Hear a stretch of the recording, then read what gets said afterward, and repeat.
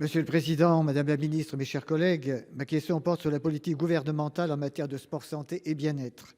Les bénéfices des activités physiques et sportives sur la santé des Français sont documentés, démontrés et reconnus. Pratiquées à tous les âges de la vie, celles-ci participent entre autres à la prévention collective et individuelle des pathologies, des traumatismes et de la perte d'autonomie. La dynamique des Jeux olympiques de 2024, attribuée en septembre 2017, aurait pu être le catalyseur de politiques publiques de prévention plus ambitieuses, innovantes et véritablement inclusives, qui soient en mesure de répondre au choc de santé publique que nous subissons. En effet, la sédentarité accentuée par la crise sanitaire frappe toutes les catégories d'âge et plus sévèrement les classes populaires et les jeunes. Les temps d'exposition aux écrans explosent lorsque ceux consacrés à la pratique sportive se tassent, favorisant l'obésité et la mortalité prématurée. Par ailleurs, le renforcement de la place faite aux APS à l'école, du premier degré jusqu'à l'enseignement supérieur, est une impérieuse nécessité. Les 30 minutes d'APQ consacrées dans la loi du 2 mars 2022 visant à démocratiser le sport en France, effective depuis la rentrée de septembre, marquent une première étape. Une mission sénatoriale veillera dans les prochaines semaines à l'effectivité de leur généralisation.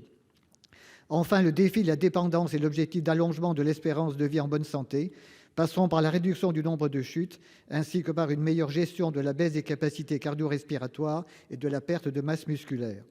Le rôle des activités physiques thérapeutiques dites adaptées est prépondérant pour traiter certaines maladies chroniques ou faire face à la perte d'autonomie. À ce titre, faut-il aller plus loin, Madame la Ministre, que le remboursement de la prescription d'APA en systématisant le remboursement par l'assurance maladie? Y a-t-il des expérimentations en cours ou différents scénarios de prise en charge financière envisagés?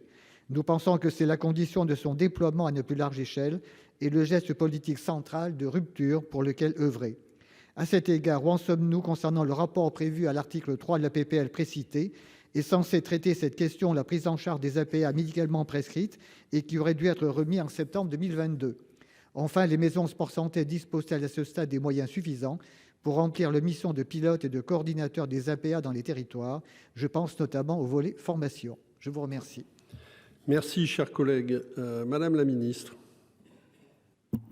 Merci, monsieur le président, madame la sénatrice, messieurs les sénateurs, monsieur le sénateur Lozach. Je vous apporte la réponse de la ministre des Sports.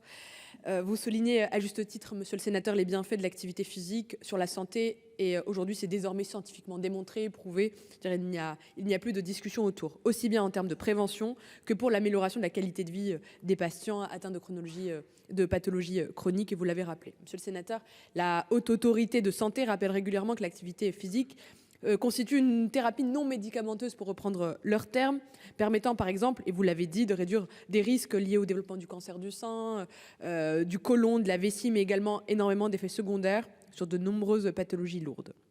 C'est pourquoi le gouvernement a engagé dès 2019 une stratégie nationale sport-santé destinée à promouvoir à tous les âges l'activité physique comme un outil accessible à tous pour préserver son capital santé, et vous l'avez d'ailleurs rappelé, monsieur le sénateur. C'est dans le même esprit que la loi du 2 mars 2022 a ouvert la prescription d'activité physique adaptée à l'ensemble des médecins et a élargi le champ de l'application aux personnes atteintes de maladies chroniques ou présentant des facteurs de risque, ainsi qu'aux personnes en situation de perte d'autonomie.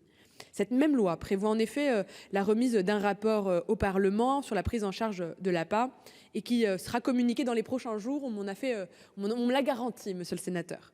Aujourd'hui, la cohérence avec la décision du président de la République de faire du sport la grande cause nationale 2024, le gouvernement est prêt à aller plus loin. C'est la réalité aujourd'hui des discussions. Aussi, la ministre des Sports et avec le ministre de la Santé et de la Prévention ont confié au docteur Delandre une mission visant à formuler des propositions pour accélérer le développement de ce sport santé. Cette mission se penchera notamment sur les 26 expérimentations dites article 51 qui proposent aux patients une prise en charge de l'activité physique adaptée. Le bilan sera évidemment réalisé et permettra au gouvernement d'envisager de nouvelles mesures dans les prochains mois. Et monsieur le sénateur, vous pouvez compter sur nous pour aller plus loin. Je vous remercie. Merci. Et nous vous saluons, Madame la Ministre, en accueillant pour les questions suivantes